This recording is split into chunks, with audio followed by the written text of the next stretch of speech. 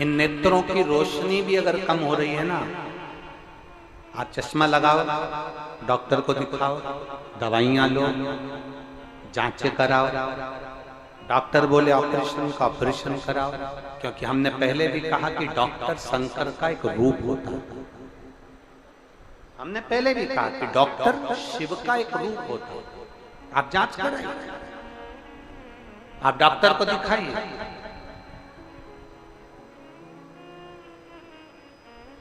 और जब डॉक्टर को भी दिखाते हुए आपकी आंखों में अगर आराम ना लगे, तो फिर किसी शिव मंदिर में शंकर का शिवलिंग हो, जलाधारी हो, और वो जलाधारी का पानी, शिवलिंग की जो जलाधारी होती है वो थोड़ी मोटी होती है। बोलो बोलो, देखा है आप लोगों ने कि नहीं देखा?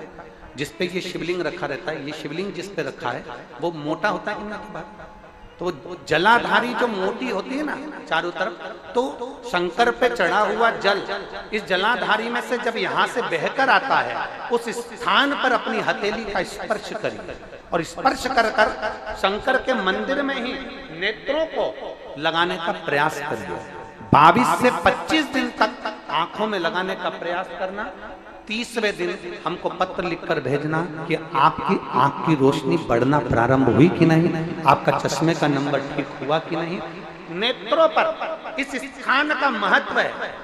ये गणेश और कार्तिकेय का स्थान, बीच में अशोक सुंदरी का स्थान, शिवलिंग, शंकर के ऊपर जो जल गिरता है, शंकर जी की 5 लड़कियां, जया, विषहरा, शामरीबारी, दौतली, देव, जिस पर शिवलिंग रखा है ये पार्वती जी का हस्तकमल।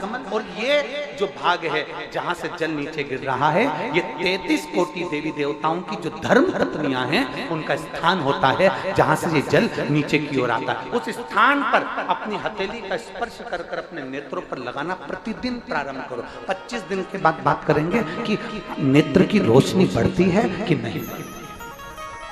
जांच भी कराना, डॉक्टर को दिखाना भी कि हमारी नेत्र की रोशनी का कितना अंतर है, जरा देखकर बताओ। जरा देखिए,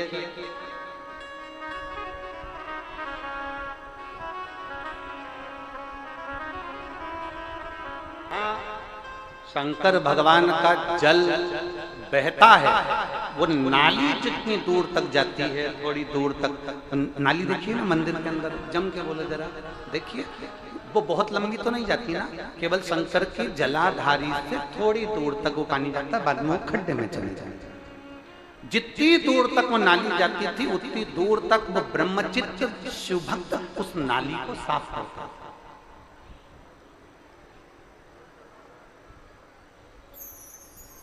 दो स्थान शंकर के मंदिर के, 2 स्थान। अगर बहुत रोग में ग्रसित हो ना, बहुत रोगीले हो गए ना, बहुत कोई बीमारी ज्यादा हो गई ना, 2 स्थान शंकर के मंदिर के बना लो। 2 स्थान जिसको हमको साफ करना है, 2 स्थान, और वहां चंदन की एक बिंदी रखकर आना। 2 स्थान बना लीजिए।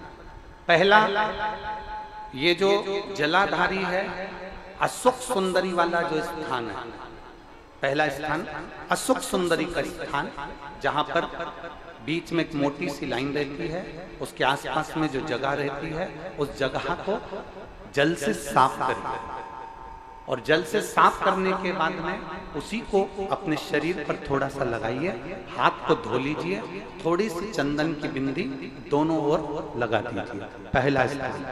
दूसरा स्थान, जहां से पानी बहकर जाता है, उस पूरे स्थान पर से कहीं भी एक तुम्हारा मन कर जाए, उस स्थान को थोड़ा सा हाथ से और जल से साफ कर दो, और वहां भाग को अपने हृदय से या शरीर में जहां रोग है, तकलीफ है, बहुत कष्ट है, बहुत दर्द है, उस स्थान पर लगाओ, और चंदन की, हाथ धोने के बाद चंदन की एक बिंदी उस स्थान पर, वो नाली वाली जगह पर कहीं पर भी रख दीजिए। ये 2 जगह आप साफ करना सीख जाओ। ये 2 स्थान आपने अगर साफ करे हैं तो निश्चित है कितनी भी बड़े से बड़ी बीमारी है उसका रिजल्ट अच्छा ही आएगा, वो बीमारी समाप्त होगी। वो बीमारी समाप्त होगी, निश्चित है। थोड़ा समय लगेगा, थोड़ा समय लग सकता है, पर आप अपने भरोसे से अगर करोगे तो निश्चित प्राप्त।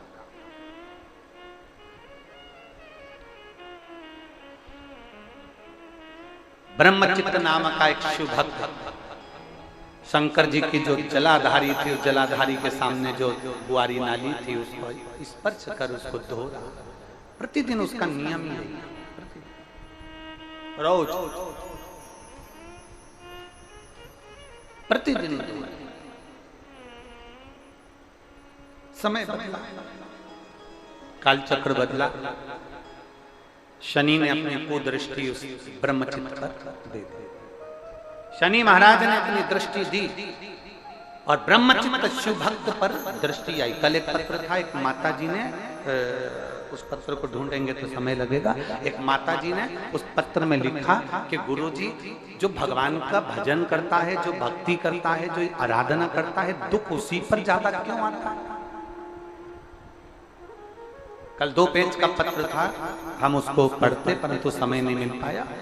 सबसे ज्यादा दुख जो भगवान की भक्ति कर रहा है, जो भगवान का भजन कर रहा है, जो भगवान का स्मरण कर रहा है, उसी को तकलीफ क्यों आती है। शिव महापुराण की कथा कहती है, सोने में खार होता है, उस सोने को जलाया जाता है, तपाया जाता है, कूटा जाता है, खूब जलाते, खूब कूटते, खूब तपाते, और जब आखिरी में तप जाता है, कुट जाता है और उसका खार समाप्त हो जाता है तो वो निखर जाता है। उसी तरह मनुष्य जब भगवान का होने चालू होता है तो भगवान उसको तपाता है, इतना तपाता है, इतना तपाता है कि उसको तपाते तपाते फिर उसको अपना बना लेता है। और जब एक बार वो शंकर का हो गया तो फिर वो भटकता नहीं, शिव का ही रहता है, फिर वो भटकेगा नहीं, फिर वो शंकर का शंकर।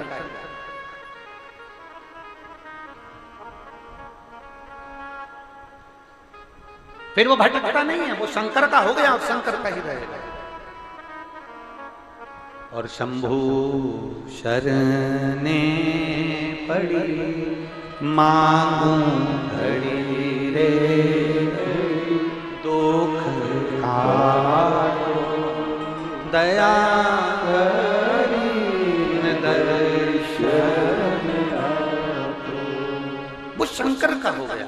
अब ब्रह्मचित्त शंकर के मंदिर में वो बुआरी जलाता, शंकर के मंदिर में सफाई करता।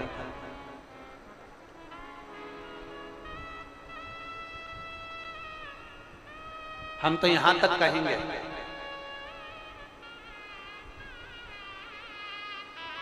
यहां तक कहेंगे, यदि वर्ष का वनवास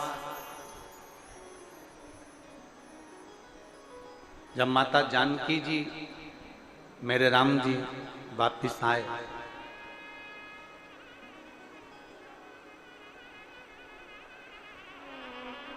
एक सोने के मृग की तृष्णा में, एक स्वर्ण मृग की तृष्णा में 14 वर्ष के वनवास को माता जानकी का हरण होना, एक स्वर्ण मृग की तृष्णा। 14 वर्ष के वनवास के बाद मालूम पड़ा कि सोने का तो मृग होता ही नहीं। सोने का मृग होता है? अरे जम के तो बोलो नहीं। 14 वर्ष के वनवास के बाद मालूम पड़ा कि सोने का मृग होता ही नहीं है। 14 वर्ष के बाद मालूम पड़ा कि स्वर्ण का मृग नहीं होता। उसी तरह हमारा पूरा जीवन ही ये सोचने में निकल जाता है कि अब 15 दिन के बाद अच्छे दिन आ जाएंगे, 2 दिन के बाद मेरा अच्छा समय आ जाएगा, 1 दिन के बाद मेरा अच्छा समय आ जाएगा, 8 दिन के बाद मेरा अच्छा समय आ जाएगा, 14 दिन के बाद मेरा अच्छा समय आ जाएगा। बस अभी मेरी थोड़ी टेंशन चल रही है, 8 दिन के बाद मेरी टेंशन समाप्त हो जाएगी।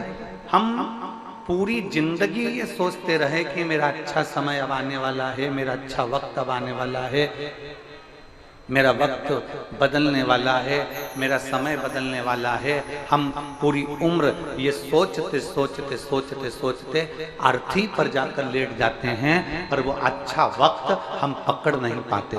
शिव महापुराण की कथा कहती है, आज का जो समय है, अभी का जो समय है, अभी की जो घड़ी है, अभी का जो पल है, अभी का जो नक्षत्र है, आज का जो दिन है, उससे अच्छा कोई समय नहीं हो सकता। उसको अच्छा जीने का प्रयास है।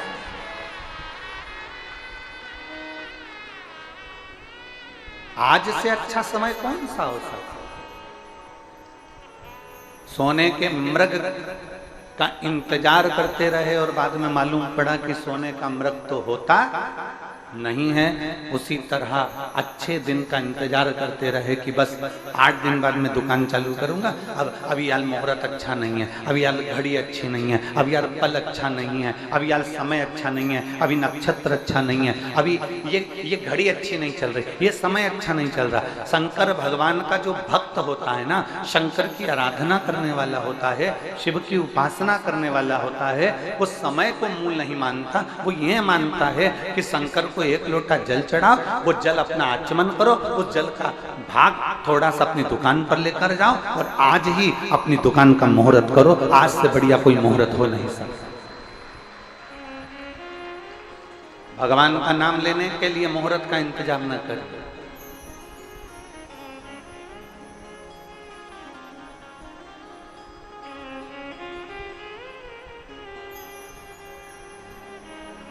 इंतजार कर रहे हो।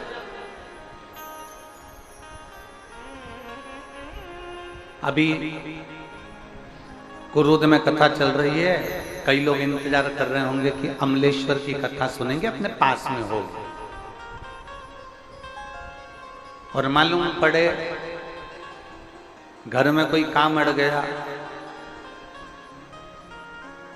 मालूम पड़े कि कोई परेशानी अड़ गई, मालूम पड़े कि कहीं जाना पड़ गया, 4 मेहमान घर में आ गए, कैसे सुन।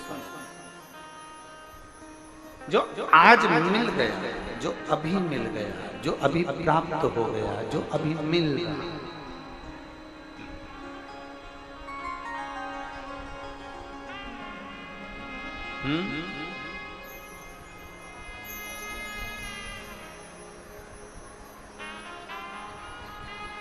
जो आज प्राप्त हो गया, जो अभी मिल गया, जो आज का समय है, जो आज का पल है, जो आज की घड़ी है, आज का जो समय है, उससे बढ़कर कोई समय नहीं हो सकता।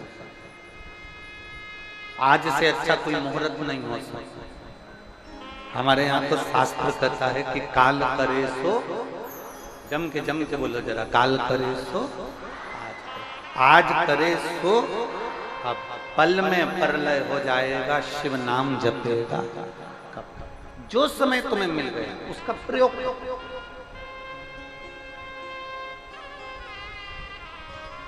अच्छा काम करना है उसमें देरी नहीं करना, बेकार काम करना है उसमें देरी करना। किसी को गाली देना है ना तो सोच कर रखना मैं इसको कल गाली दूंगा।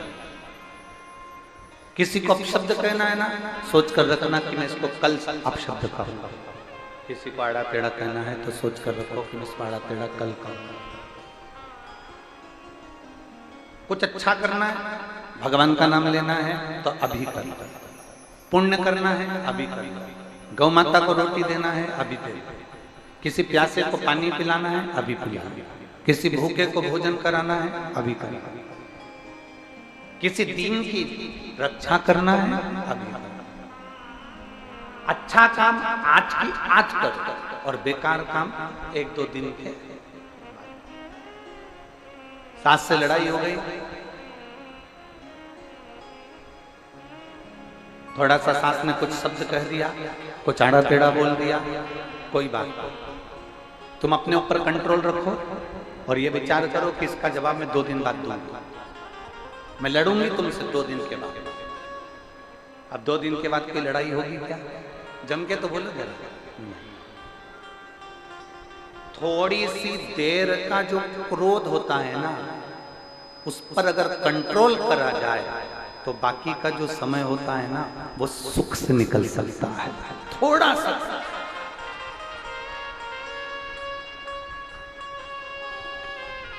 सास कहती है मैं बड़ी हूं, बहू कहती है मैं भी बड़ी हूं, और दोनों का ईगो, दोनों का अहंकार आमने सामने अड़ जाता है, जिसके कारण बस पूरा घर तहस नहस हो जाता है,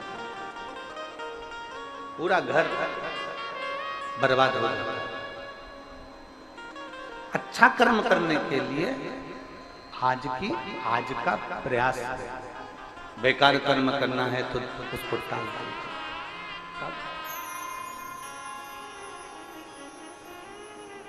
सोने का जैसे मृग नहीं होता, उसी तरह इंतजार करते रहे कि सोने का मृग होता है, सोने का मृग होता है, और सोने के मृग के चक्कर में 14 वर्ष के बाद मालूम पड़ा कि ये सोने का मृग तो होता ही नहीं है। उसी तरह अंत समय में जब बुढ़ापा आ गया, अंतिम अवस्था में जब हम अर्थी के करीब में पहुंच गए, अंतिम अवस्था में जब हम मृत्यु के करीब में पहुंच गए, तब मालूम पड़ा कि हम तो सुख ढूंढते रहे,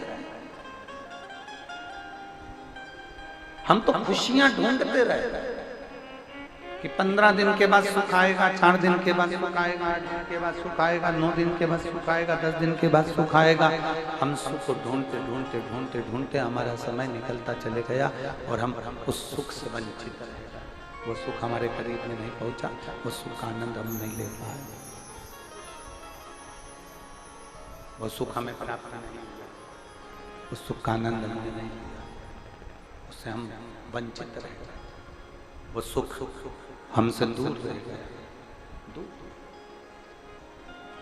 इसलिए काल करे सो आज, आज करे सो अब, और पल में प्रलय हो जाएगा, शिव नाम जपेगा। अभी की अभी आज किया, भगवान की विरल भक्ति को धारण करने का प्रयास। कई माताएं ऐसी बैठी हैं जो रोज मन में सोचती हैं कि मैं कल से मंदिर जाना चालू करूंगा। कई बच्चे ऐसे बैठे हैं जो रोज सोचते हैं कि मैं कल से मंदिर जाना चालू करूंगा। कई बेटियां ऐसी बैठी हैं जो ये सोचती हैं कि मैं कल से मंदिर जाना प्रारंभ करूंगा।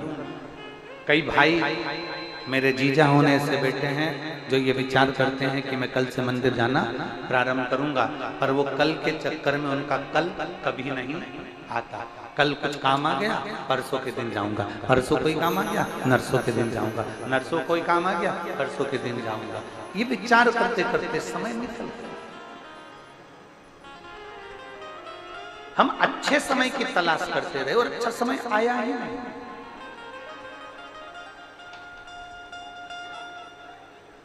जब अच्छा समय नहीं आ रहा ना, तो उस समय को अच्छा बनाने का प्रयास करो।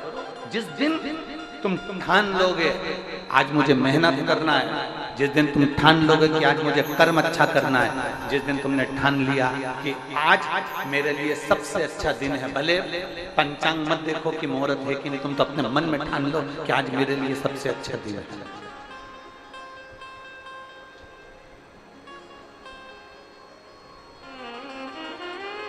सुबह उठा करो ना, जब प्रातः में उठते हो, उठते से ही, सुबह उठते से ही सबसे पहले जब पलंग पर उठकर बैठो, चाय पियो मत पियो, पानी पियो मत पियो, सुबह उठते से ही, बैठते से ही, पलंग पर जैसे उठ के बैठो वैसे तुम्हारे मन में एक भाव उत्पन्न कर लो कि मेरा भोलेनाथ मेरे साथ उठ गया है, मेरा भोलेनाथ मेरे साथ आज कदम से कदम मिलाकर चलेगा, और आज मेरा भोलेनाथ मेरे साथ रहेगा, और आज मुझे अच्छा काम करना है तो अच्छा काम होगा।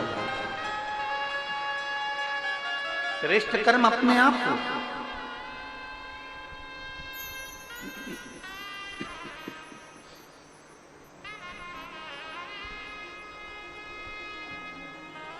अपने भीतर ऐसा भाव उत्पन्न कर लो कि मेरा शंकर मेरे साथ में है, मेरा देवाधिदेव महादेव मेरे साथ में है, मेरा शिव मेरे साथ में है। समय निकल जाएगा ना, तब उसको याद कर कर रोना ही रहेगा।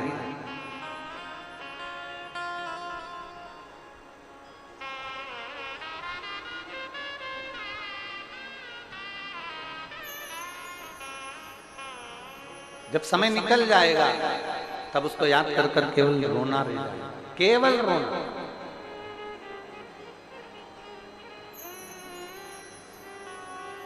उस समय को पहचानना। बचपन निकल जाएगा तो भी रोना ही रह जाएगा बाद में कि मैंने अपना पूरा बचपन गंवा दिया। जवानी निकल जाएगी तब केवल रोना रह जाएगा कि मैंने अपनी पूरी जवानी गंवा दी। और बचपन खेल में खोया, जवानी नींद भर सोया, बुढ़ापा देख कर रोया, सिराने मौत हंस अंत समय में मृत्यु भी तुम्हारे ऊपर हंसेगी कि अपना बचपन गवाया, अपनी जवानी गवाई, अपनी अधेड़ी गंवा दी। अहम में, अभिमत्ता में, अहंकार में, नशे में तुमने अपनी पूरी जिंदगी को बर्बाद कर लिया। बुढ़ापा जब आएगा उस समय पर ना औलाद तुम्हारी सुनेगी, ना तुम्हारा जवाब देगी, तुम पड़े रहोगे और तुम अपना मुख से केवल चिल्लाते रहोगे। उस बचपन को अच्छा बनाना, उस जवानी को अच्छा बनाना, उस अधेड़ी को अच्छा बनाना।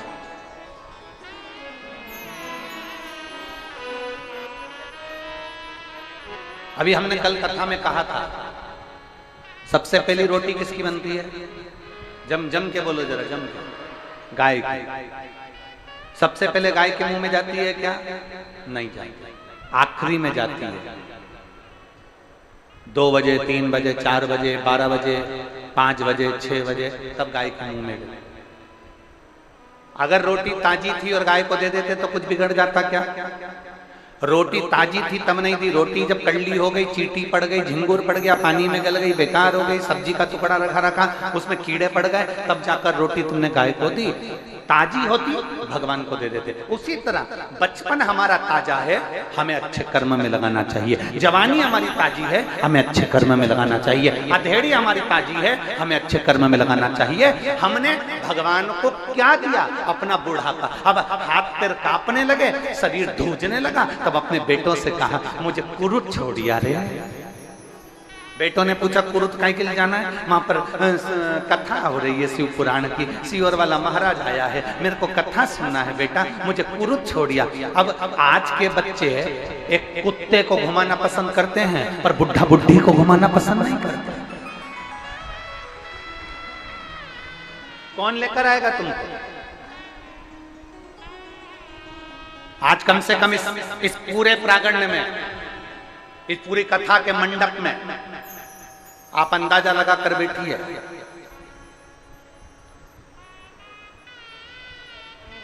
यहां पूरे मंडप के अंदर 50 से अंदर के लोग बैठे हैं, 50 से ऊपर वाले तो बहुत कम लोग बैठे पूरे मंडप में। कोई 25 साल का, कोई 20 साल का, कोई 15 साल का, कोई 18 साल का, कोई 30 साल का, कोई 35 साल का, कोई 40 साल का, कोई 45, कोई 50 तक के लोग ज्यादा बैठे, 50 के ऊपर के कम बैठे पूरे मंडप में। आज आपने अपना जीवन सुधार लिया। अब विचार करेंगे कि बुढ़ापे में हम भगवान के मंदिर जाएंगे, बुढ़ापे में शंकर के मंदिर जाएंगे, 1 लोटा जल चढ़ाएंगे, बुढ़ापे में हम शिव जी के पास जाएंगे, 1 लोटा जल चढ़ाएंगे, मालूम पड़े पाँव साथ नहीं दे, घुटने में दर्द हो, कमर में दर्द हो, हाथ धूज रहे, नेत्रों से दिखाई नहीं दे रहा, कानों से सुनाई नहीं दे रहा, शरीर कांप रहा, और हम सोचें कि शिव जी के मंदिर जाएंगे। भोलेनाथ कहते हैं माँ बचपन तूने मुझे दिया है, जवानी तूने मुझे दी है, अधेड़ी भी तूने मुझे 1 लोटा जल चढ़ाया है, तो भगवान शंकर कहते हैं बुढ़ापे में तुझे मेरे मंदिर आने की जरूरत नहीं, मैं तेरे घर पर खुद तुझे 1 लोटा पानी पिलाने के लिए। तूने बचपन में मुझे जल चढ़ा दिया ना, तूने जवानी में मुझे जल चढ़ा दिया ना, तूने अधेड़ी में मुझे जल चढ़ाया है ना, मैं बुढ़ापे में तुझे पानी पिलाने के लिए आऊंगा, मैं स्वयं आऊंगा। तूने मुझे जल दिया है तो मैं तुझे जल दूंगा। तूने आज अपना कल सुधारा है तो कल परसों का मैं तेरा सुधार दूंगा। आज तूने मेरे लिए कुछ करा है तो मैं तेरे लिए करूंगा। शिव महापुराण की कथा तो यहाँ तक कहती है कि आप अपने जीवन में एक लाइन, अपने जीवन में एक पर्चे में लिख कर रखो कि मैंने किसी को भोजन कराया, मैंने किसी को पानी पिलाया, मैंने किसी को दुख की घड़ी में साथ दिया, तो परमात्मा भी तुम्हारे को उस दुख की घड़ी में साथ देने के लिए तैयार खड़ा होगा, निश्चितता। जैसा हम कर्म करेंगे वैसा कर्म हमारे सामने होगा, जैसा हम सोचेंगे वैसा हमारे सम्मुख में होगा, जैसा हम विचार करेंगे वैसा हमारे सामने होगा, जैसी हमारी दृढ़ता होगी वैसा हमारे सम्मुख में पहुंचेगा।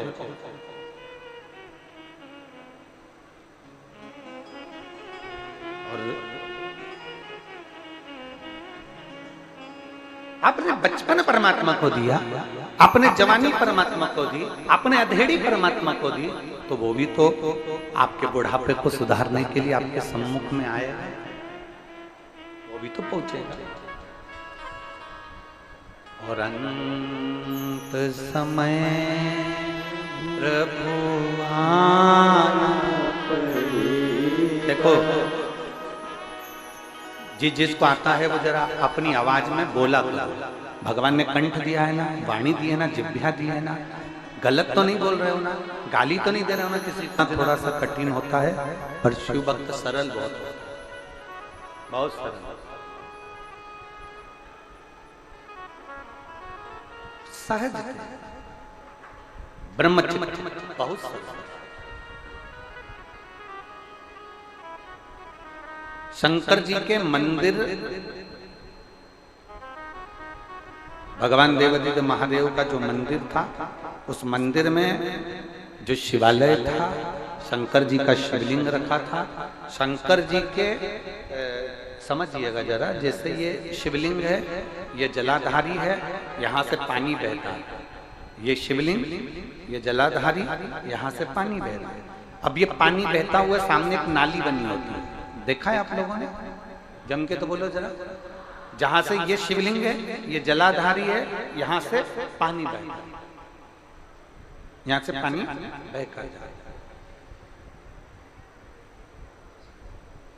अब ब्रह्मचित्र का काम क्या था कि ये जो शिवलिंग है और इसके ऊपर जो लोग जल चढ़ाकर जाते थे, और ये पानी जो नाली में बहकर जाता था, इस नाली को वो प्रतिदिन अपने हाथ से साफ किया करता था।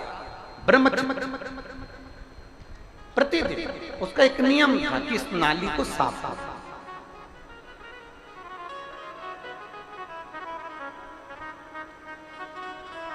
कभी कभी एक प्रयास किया करिए, कभी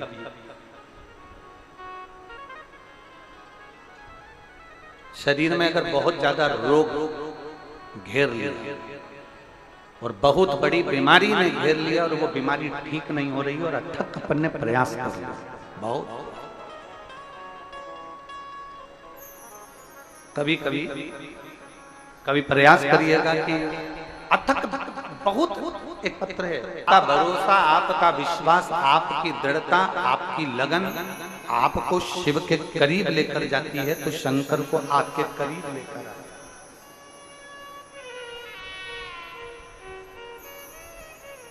शिव को अपने नजदीक ले शंकर। और मेरी जीजियों, मेरे जीजाओं, मेरी बेटियों, बेटाओं, मेरी माताओं, मेरे भाई, आप सबसे एक निवेदन जरूर करेंगे। आगी के पास में जाओगे तो गर्मी लगेगी कि नहीं लगेगी? बोलो, जम के बोलो जरा, लगेगी। अग्नि के पास में जाओगे तो अग्नि की लपट, अग्नि की आंच, अग्नि की गर्मी हमको लगती है, हमें महसूस होती है। बर्फ के करीब में जाओगे, बर्फ के पास में जाओगे, बर्फीले स्थान पर जाओगे तो ठंड लगेगी कि नहीं लगेगी? बोलो बोलो, जम के बोलो, लगेगी। जैसे अग्नि के पास गए तो अग्नि की तपन मिलती है, बर्फ के पास में गए तो बर्फ की ठंडक मिलती है। उसी तरह शंकर के पास में जाओगे तो दुख कटेगा, ये निश्चित है। वो अपनी बल, अपनी एनर्जी, अपना बल, अपना विश्वास, अपनी दृढ़ता वो प्रदान करता है।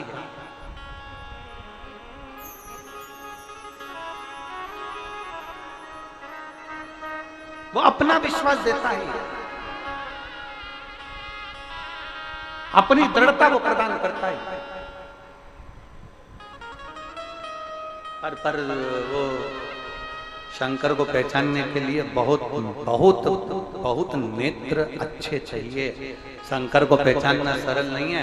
रामकृष्ण परमहंस जी इस पृथ्वी पर प्रगटे, कौन पहचाना उनको? संत तुकाराम ने इस पृथ्वी पर जन्म लिया, कौन पहचाना उनको? नामदेव जी ने इस पृथ्वी पर जन्म लिया, कौन पहचाना उनको? मीराबाई ने पृथ्वी पर जन्म लिया, कौन पहचाना उनको? कर्माबाई ने पृथ्वी पर जन्म लिया, जो जगन्नाथ भगवान को भी अपने हाथ की खिचड़ी खिला देती थी, उसको कौन पहचाना? जरा विचार करिए ना। माँ कर्मा रमाबाई को कोई पहचाना, ना माँ मीराबाई को कोई पहचाना, ना नामदेव जी को कोई पहचाना, ना तुकाराम जी को पहचाना, ना रामकृष्ण परमहंस को पहचाने, ना चैतन्य महाप्रभु जी को पहचाने, ना श्रीमद वल्लभाचार्य जी को पहचाने, ना श्री निम्बरकाचार्य जी को पहचाने, ना श्री रामानुजाचार्य जी को पहचाने, ना श्री शंकराचार्य जी को पहचाने।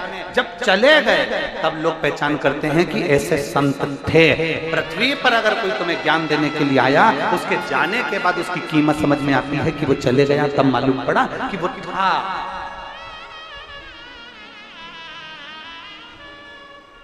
तब उसको समझ में आया अपने को कि कोई था, उसको पहचानना कठिन। यशोदा जी के दरवाजे पर भगवान शंकर गए थे।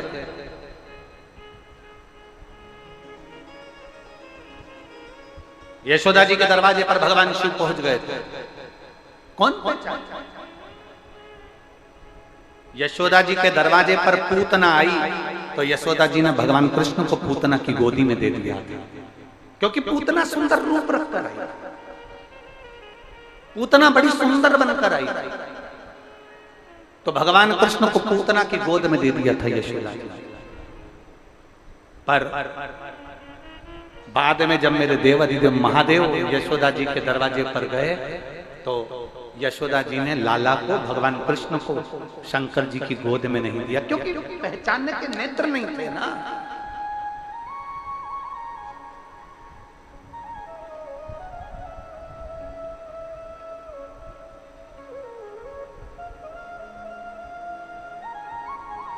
पहचान के नेत्र कहां से लाओगे?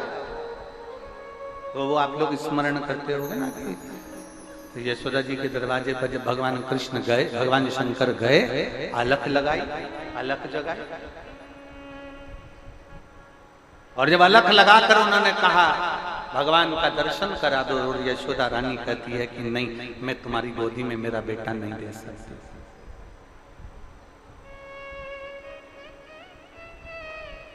मैं अपने बेटे को तुम्हारी गोदी में नहीं दे सकती, क्योंकि यशोदा जी पहचान नहीं पा रही है। पूतना तक को नहीं जान पाई, पूतना की गोदी में कन्हैया को दे दिया, और भगवान शंकर की गोदी में शंकर की गोदी में, भगवान शिव की गोदी में भगवान कृष्ण को नहीं दिया, क्योंकि पहचान नहीं पाई ना।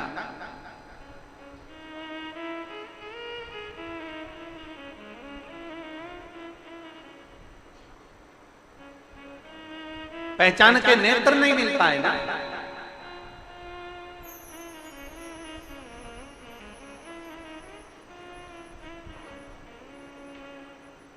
आई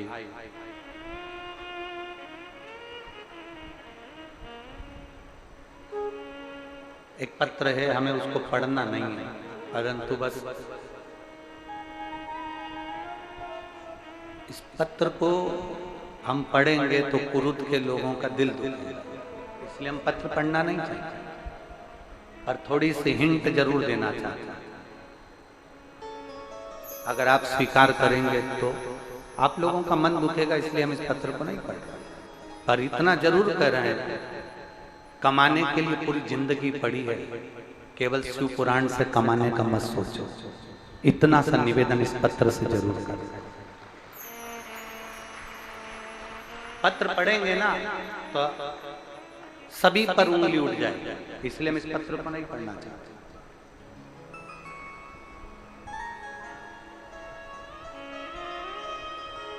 आटे में नमक थोड़ा डालोगे ना तो रोटी में स्वाद आएगा, पर मुट्ठी भरकर अगर नमक आटे में डाल दोगे तो रोटी बिगड़ जाएगी। पानी की बोतल का उतना शुल्क लो जितना जायज है, पार्किंग का उतना शुल्क लो जितना जायज है, और भक्तों को परेशान मत करो, ये ध्यान। हम पूरा पत्र पढ़ेंगे तो पूरा कुरुद के लोग हिलेंगे, इसलिए हम पढ़ना नहीं चाहते। इतना स्मरण करिए, ये बार बार नहीं आएंगे। 50 गाड़ी लगा देना और जितनी सामर्थ्यता उतनी सामर्थ्यता लगा देना, तो भी ये लाखों की संख्या में 5-5, 10-10 लाख लोग इकट्ठे नहीं हो सकते। 50 गाड़ी लगा दीजिए, 50 टैक्सियां लगवा दीजिए, इनको बुलाने के लिए 100-100 रुपए भी दे दो तो नहीं आएंगे, इतनी गर्मी में चिलचिलाती होंगी। अपना पैसा खर्च कर दिल लेकर बाबा के धाम पर आए, ऐसे शिव भक्तों को तो तुमको पलक पावड़े बिछाना चाहिए, पलक पावड़े बिछाना चाहिए।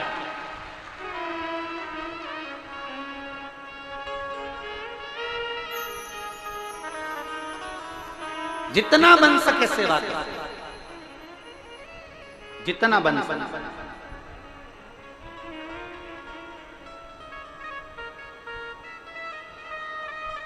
अपने हृदय को, अपने चित्त को, अपनी वृत्ति को, इस मन को भगवान शिव में लगाने का प्रयास।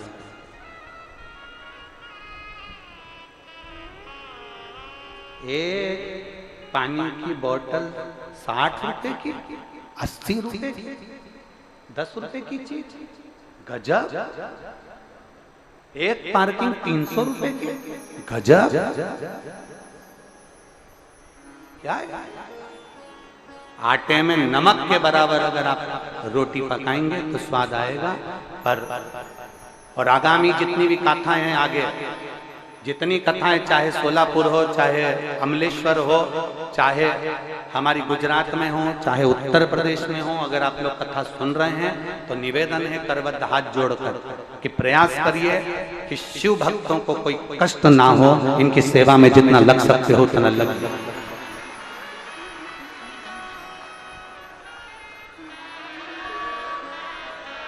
शंकर के भक्तों को कोई कष्ट ना हो, इतना ध्यान रखें। आगे की जितनी कथा उन सबको हम सूचना देना चाहते हैं, प्रयास करिए,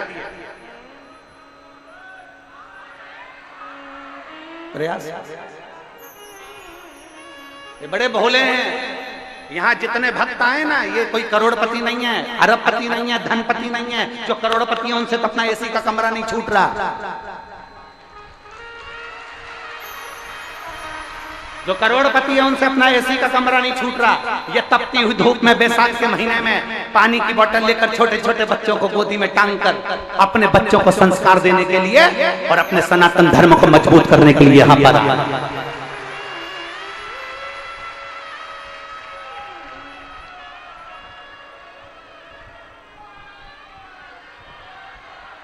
और बाद में कई लोग कहते हैं हमने इनका धर्म परिवर्तन कर दिया, ये वो बन गए थे, हमने वापस इनको सनातनी बना दिया। ये ईसाई बन गए थे, हमने इनको वापस सनातनी बना दिया।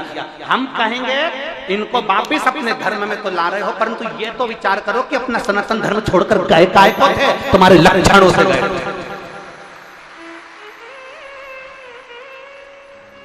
ये अपना सनातन धर्म छोड़कर दूसरे धर्म में काय को गए? उनसे पूछो कि अपना ही अपने को छोड़ देता है तो व्यक्ति दूसरे धर्म की ओर मुड़ता है। अब ला रहे हो, हमने इतने लोगों का धर्म परिवर्तन कर दिया, हमने इतने लोगों का धर्म परिवर्तन कर दिया। पहले विचार करो कि गए क्यों इतना कष्ट मिला कि चले गए। उनको अपने भाई जैसा रखो, उनको अपने संबंधी जैसा रखो, उनको अपने हृदय में चांद के टुकड़े जैसा रखो। कोई धर्म बदल कर नहीं जा सकता। मेरा सनातन धर्म इतना मजबूत है, मेरा सनातन धर्म इतना मजबूत है कि कोई पलट कर नहीं जा सकता, कोई नहीं जाएगा पलट कर। पर आप चोट ना दीजिए, आप सनातन धर्म का धंधा नहीं बनाइए, बिजनेस ना करिए। भक्ति को भक्ति में ही रहने दीजिए, भजन को भजन में ही रहने दीजिए, स्मरण को स्मरण में ही रहने दीजिए। जिसने पत्र लिखा है मैं उनको साधुवाद देता हूँ, मेरी तरफ से बहुत बहुत धन्यवाद। और हमारी वाणी को कुरुद के पत्रकार जनमानस तक पहुंचा रहे हैं। अगर यहाँ पत्रकार बैठे हों तो मेरा निवेदन है आप व्यासपीठ पर बेलपत्र लेने के लिए अभी के अभी, अगर पत्रकार बैठे हैं तो आ जाओ। हमारी वाणी को आपने जनमानस तक पहुंचाया। आओ पत्रकार, आ जाओ, आ जाओ, आओ, साधुता है आप। और खुला इन्होंने अपनी पत्रकारिता में भी ये चीज लिखी है। बहुत बहुत साधुता देता हूं मैं ऐसे पत्रकार बंधुओं को जिन्होंने अपनी खुली कलम से उसका प्रयोग किया, खुली कलम से प्रयोग किया। एक एक पत्रकार को साधुवाद है, सोशल मीडिया को साधुवाद है, एक एक पत्रकार। सनातन धर्म को आगे बढ़ाना है, हमें सनातनियों को आगे लेकर चलना है, तो कुछ अपने भक्तों को तकलीफ ना हो उसका स्मरण करिए, कुछ अपने भक्तों को कष्ट ना हो उसका स्मरण करिए। अपने शिव भक्त आए हम जीजियों से कहते आए, मेरे जीजाओं से कहते हुए आए। बोलो जीजियों, कहा कि नहीं कहा? कितनी पानी की बोतल लाना? 2। एक किसके लिए और एक किसके लिए? अपनी अड़ोसन पड़ोसन धड़ोसन के लिए, उनके लिए। क्यों? अगर हो सकता है वो बहुत देर की बैठी हो और उसकी पानी की बोतल में पानी नहीं हो, तो कम से कम आप अपनी पानी की नेत्रों पर लगाने का प्रयास करें। ब्रह्मचित्त शिव भक्त, शंकर का वो वरदानी भक्त, शनि महाराज ने अपनी दृष्टि दे दी। तकलीफ आई, दुख प्रारंभ हुआ, कष्ट आना प्रारंभ हुआ। शनि जब अपनी दृष्टि देता है, कष्ट आता है। और ऐसा कोई व्यक्ति नहीं जिस पे शनि की दृष्टि नहीं पड़े।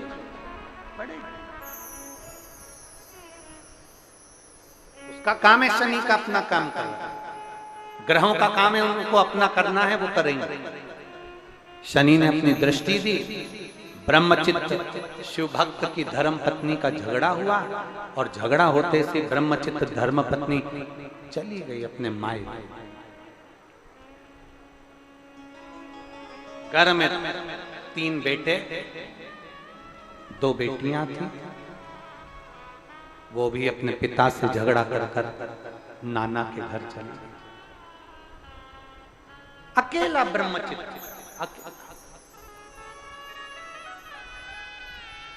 और जब बुरा वक्त आता है ना, सब साथ छोड़कर चले जाते। धन के साथी सब होंगे, पैसे के साथी सब होंगे, तुम्हारे सुख के साथी सब होंगे, पर धन के हिस्सेदार होंगे, जमीन के हिस्सेदार होंगे, प्लाट के हिस्सेदार होंगे, पर तुम्हारे पाप का कोई हिस्सेदार नहीं होगा। तुम्हारे पाप का भोग तो तुम्हें अकेले को ही भोगना पड़ेगा। अकेले को भोगना है, कोई दूसरा नहीं भोगे। इसलिए फिर कहेंगे मत बुरे भोग पति को भोगना है, और पत्नी के कर्म का भोग पत्नी को भोगना है, बच्चों के कर्म का भोग बच्चों को भोगना है, कोई दूसरा नहीं भोगता। अपन खाना खाते हैं, अपना पेट भराता है, अपना सिर दुखता है, अपने को टेबलेट खाना पड़ती है, अपने को खांसी आती है तो अपन को खांसना पड़ता है, अपने को छींक आती है तो अपन को छींकना पड़ता है, अपने को प्यास लगी अपने को पानी पीना पड़ता है। तो पाप अपन ने करा है तो भोगना भी अपने को ही पड़ता है, कोई दूसरा नहीं भोगना। कोई नहीं भोगने वाला, अपने को अकेले को भोगना। जब हॉस्पिटल में पड़े रहते हो ना, तब मालूम पड़ता है कि क्या स्थिति, क्या स्थिति।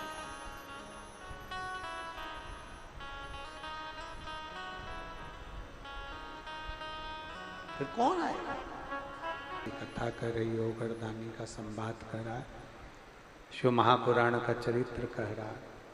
ब्रह्मचित्त शंकर भगवान के जो सम्मुख में जल निकलता है उसको साफ कर, फूलों से दुर्वा से उसका श्रृंगार कर।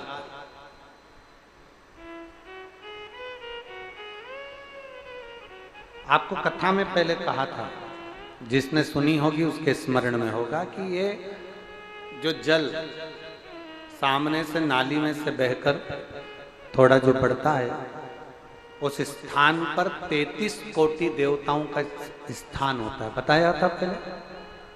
किस किस ने सुना था? जरा हाथ उठा। सबने सुना है? सामने जो नाली रहती है जहां तक पानी जाता है, इसलिए हमारे यहाँ शंकर भगवान के जलाधारी को लांगा नहीं जाता। जो स्थान है सामने नाली वाला, जहां से पानी बहकर आगे जा रहा है, वहां 33 कोटि देवताओं का स्थान होता है। अब ब्रह्मचित्त क्या करता था कि वो जो स्थान जो था उसको सुंदर पुष्पों से उसका श्रृंगार कर देता था, फूल से उसका श्रृंगार करता था, फूल से उसको सजाता, बड़ा सुंदर श्रृंगार कर देता, बड़ा सुंदर सजा, बड़ा सुंदर वो श्रृंगार करता। शनि देव ने अपनी दृष्टि दी। अब शनि महाराज दृष्टि दे रहे हैं, पत्नी रूठ कर चली गई, बच्चे भी चले गए, अकेला ब्रह्मचित्त रह गया, अकेला ब्रह्मचित्त। और जब ब्रह्मचित्त अकेला रह गया, जब ब्रह्मचित्त अकेला रहा है, तब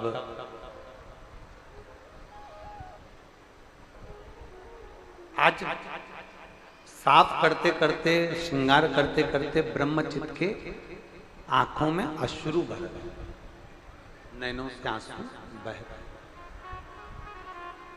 नैनों में से जल गए। आज सवेरे जब हम श्रीधर परिवार से मिल रहे थे, तो श्रीमती कमला देवी जी, माता जी, जब मिल रही थी तो उनकी आंखों में भी खुशी के आंसू थे और इतनी प्रसन्न हो रही थी कि गुरुजी आज भोले बाबा ने मेरी सुन ली और मेरे परिवार में ये कथा हो गई, इससे बढ़कर कोई दौलत मेरे जीवन की नहीं। हम साधुता देते हैं माता जी को, रिटर्न बढ़ाओ रिटर्न, हम साधुता देते हैं। इतनी प्रसन्नता, इतना आनंद, उनका चेहरा बोल रहा था कि उनके जीवन की ये इतनी बड़ी प्रसन्नता शायद उनके जीवन में कभी ना रही होगी, जो आज देवाधिदेव महादेव की कथा करवा कर जो प्रसन्नता उनके जीवन में। और मैं बच्चों को भी साधुता देता हूँ, ऐसे बच्चे बहुएं भी जिन्होंने, बहू बेटों ने ये कथा को आगे बढ़कर कार्य किया, उसकी साधुता है सभी बहू बेटों।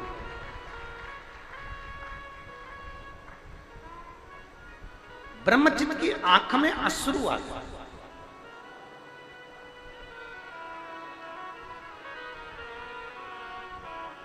साफ करते करते रो रहा।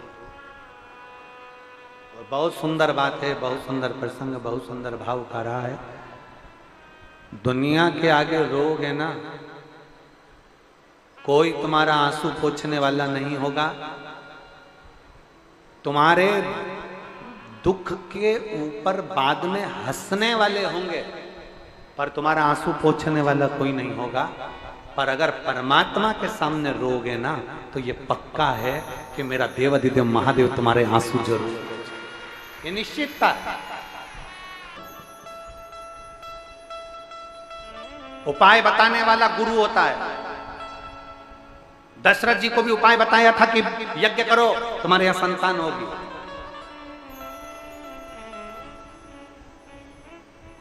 भगवान कृष्ण को भी उपाय बताया गया कि तुम ये करिए।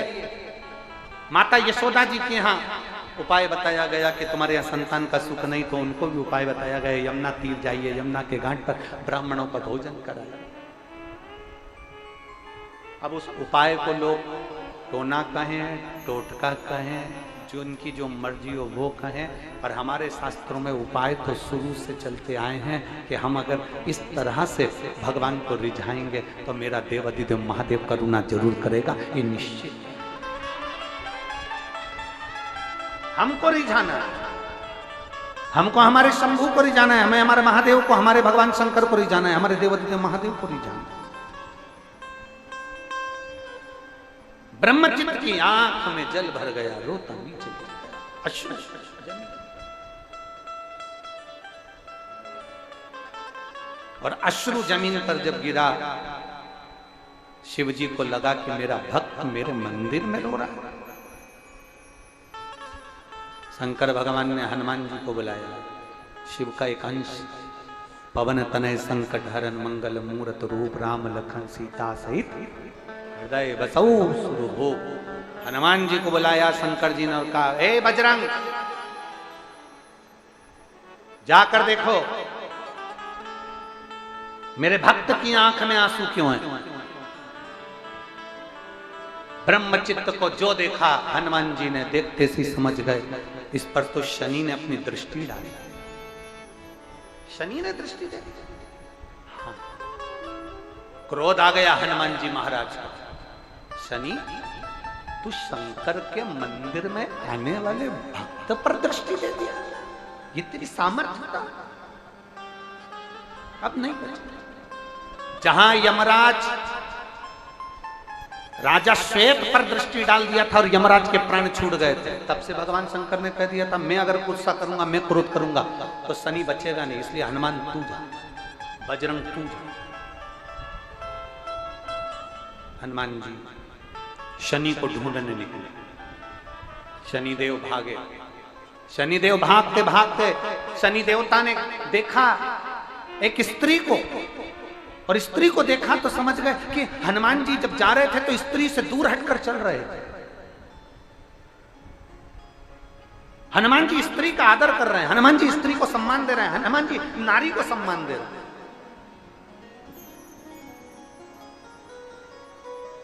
शनि महाराज समझ गए ये अगर मेरे को मिल गया ना हनुमान जी तो हनुमान जी मुझे मार देंगे, अब मैं करूं तो क्या। तो शनि महाराज ने साड़ी उठाई और स्त्री की साड़ी ओढ़कर, स्त्री का रूप धारण कर कर, स्त्री की साड़ी पहनकर शनि महाराज शंकर जी के मंदिर के बाहर बैठ गए। स्त्री की साड़ी पहनकर शनि महाराज मंदिर के बाहर।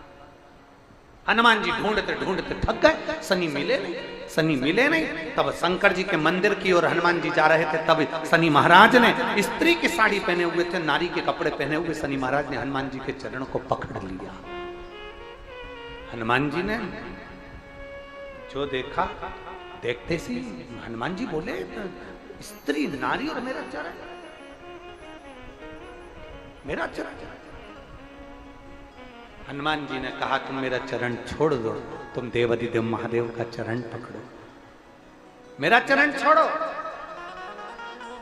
शनि महाराज ने पल्लू हटाया, साड़ी का पल्लू हटाते सही हनुमान जी ने कहा शनि तू और स्त्री के कपड़े।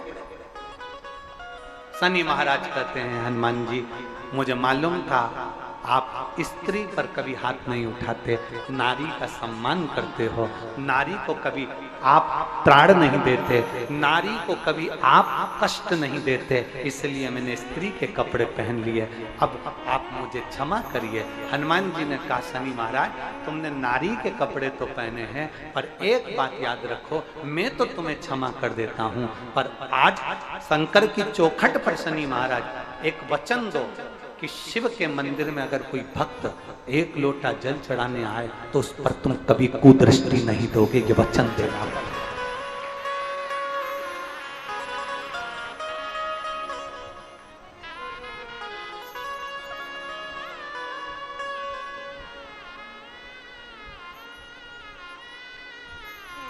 वचन देता हूं, शनि महाराज कहते मैं वचन देता हूं जिस घर की नारी कन्या स्त्री, क्योंकि मैंने स्त्री के कपड़े पहने हैं और शंकर की चौखट पर आया हूं, मेरी रक्षा आपने करी है, मैं वचन देता हूं जिस घर की नारी स्त्री कन्या बेटी बहू कोई भी घर की एक नारी भी अगर शंकर के मंदिर में जल चढ़ाने आएगी तो उस घर के